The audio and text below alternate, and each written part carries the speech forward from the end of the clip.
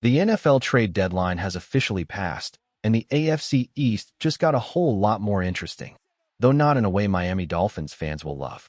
Let's be honest, this wasn't a great day for the Fins. While the Bills and Patriots stayed surprisingly quiet, refusing to pull the trigger on any big moves, the New York Jets stole the entire spotlight. In a stunning series of trades, the Jets sent shockwaves across the league, dealing away not one, but two All-Pro stars. It began with cornerback Sauce Gardner heading to the Indianapolis Colts in exchange for 2 first-round picks and wide receiver Adonai Mitchell. Then, just over an hour later, the Jets shipped out defensive powerhouse Quinnen Williams to the Dallas Cowboys, landing Motzie Smith, a second-round pick this year, and a first-rounder in 2027. The Jets didn't just make trades, they reshaped their entire future. By flipping 2 of their best players, they've built a massive stockpile of draft capital that could completely change their direction over the next few seasons. But before we go deeper, don't forget to subscribe to the channel, like this video, and share it with your friends. And of course, hit that bell icon so you never miss any updates on your favorite NFL stories. Now, back to the big picture, and why all of this matters for Miami. The Dolphins and Jets have long been bitter rivals, both trying to climb their way back into serious AFC contention. But here's the harsh truth. With these moves, the Jets may have just pulled ahead in the rebuild race. Their future looks brighter, their flexibility in the draft is enormous, and Miami suddenly feels like the team left standing still. Just look at the numbers. Over the next 2 seasons, the Jets will have 2 first-rounders and 2 second-rounders this April, followed by 3 first-rounders and another second-rounder in 2027. That 2027 first-round pick, coming from the Cowboys, is especially valuable given its flexibility between Green Bay and Dallas. So why is this bad for the Dolphins? Simple. The Jets now have the power to go after any player they want in the NFL draft, and that could shift the balance of power in the AFC East for years to come. Let's be honest, the Jets' position on the trade market right now is unique. Would it make sense for them to chase an aging veteran quarterback? Probably not.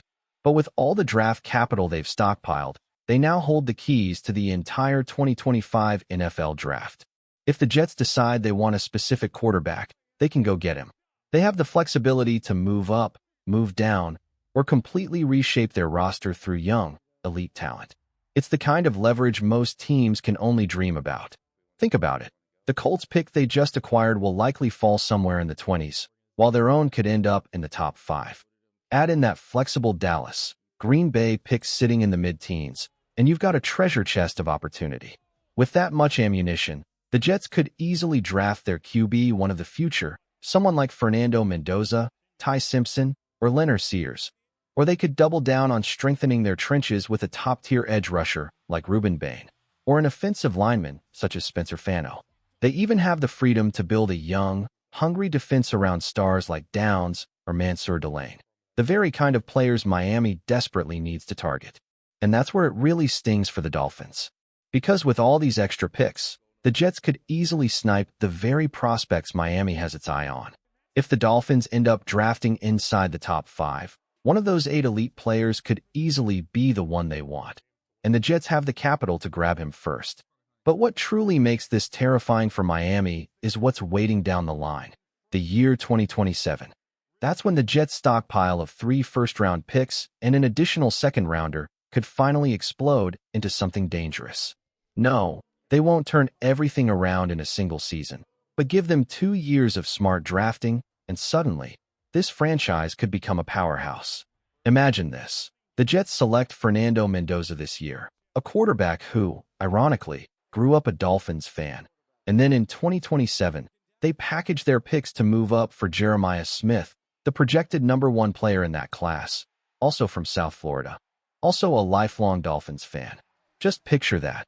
The New York Jets fielding a QB/WR duo of Mendoza and Smith, 2 players who once dreamed of wearing aqua and orange, now tearing up the league against the Dolphins.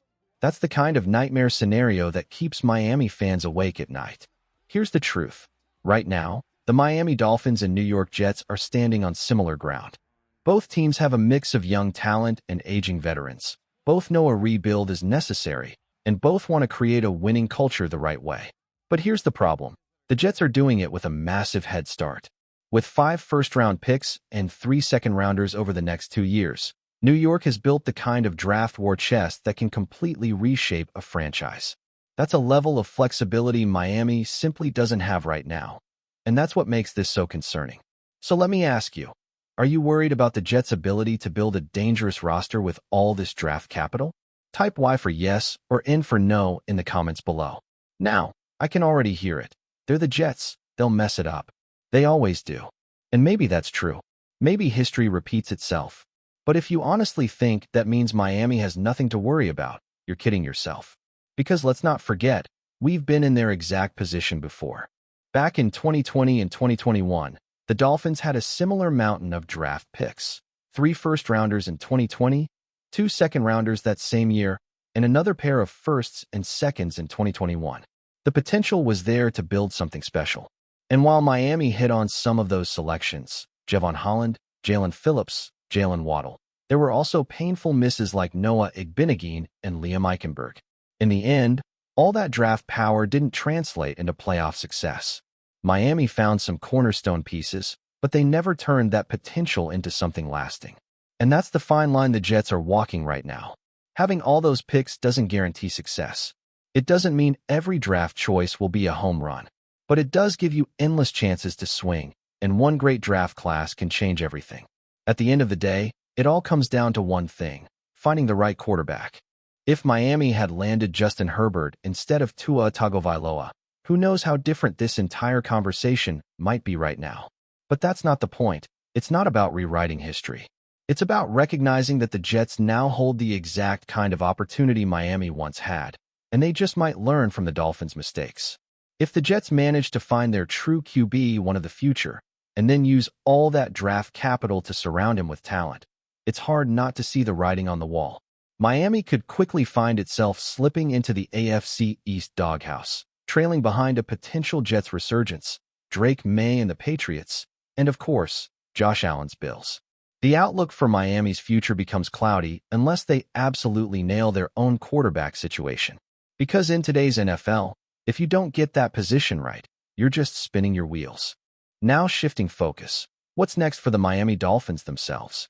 After trading away Jalen Phillips, along with other key veterans like Bradley Chubb and Minkah Fitzpatrick, Miami suddenly finds itself with an open spot on the 53-man roster. Right after the trade deadline, the Dolphins made a small but telling move, signing cornerback Clarence Lewis to their practice squad. It's not a major signing, but it signals that the front office is still shuffling pieces and preparing for the next step. But the real move to watch? It's likely coming on the defensive edge. With Phillips gone, Miami's depth on the edge looks thin, and they'll need reinforcements fast. Expect the Dolphins to add an edge rusher to the 53-man roster within the next couple of days, likely before this Sunday's matchup against the Buffalo Bills. If you had to predict who it might be, Quinton Bell makes perfect sense.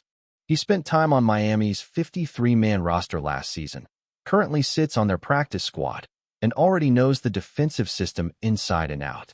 With his familiarity and experience, Bell could be the logical choice to step into that role and help stabilize a position group that's suddenly looking depleted.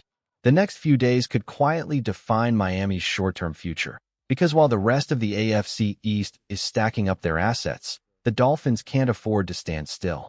Right now, Chop Robinson, who's still recovering from a head injury, remains questionable for this week's matchup against the Buffalo Bills. That leaves Bradley Chubb, Matthew Judon, and Cameron Good as the main pieces flanking him on the edge. But if you followed the Dolphins closely under defensive coordinator Anthony Weaver, you know this team loves to keep 5 edge rushers on the active roster. Even if one of them ends up inactive on game day, Miami always keeps that rotation deep. That's why there's a strong chance Quinton Bell gets promoted from the practice squad to the 53-man roster before kickoff against Buffalo. Depth matters, and the Dolphins know it. Now, if Miami looks beyond Bell, there are a few other names that could enter the mix. The free agent market doesn't offer much, but the practice squads around the league have some intriguing talent worth watching. Players like William Bradley King from the 49ers squad, Muhammad Kamar from Tampa Bay, or Isaiah Foskey from Cincinnati could all be worth a look. The Patriots' young edge rusher Braden Swinson, a mid-round pick out of LSU, could also be an interesting target. especially considering New England recently took John Saunders Jr. off Miami's own practice squad. Turning the tables wouldn't be the worst idea. There's also Cameron Rucker from Baltimore and Gabriel Murphy, whose twin brother Grayson Murphy is currently with the Vikings. Both have upside and developmental potential if the Dolphins want to think long-term. At the end of the day, though, the message is clear: Miami needs to add another edge rusher. Whether it's a practice squad call-up or a fresh signing, that move is coming soon. With Buffalo looming, the Dolphins can't afford to be thin at one of the most critical positions on defense.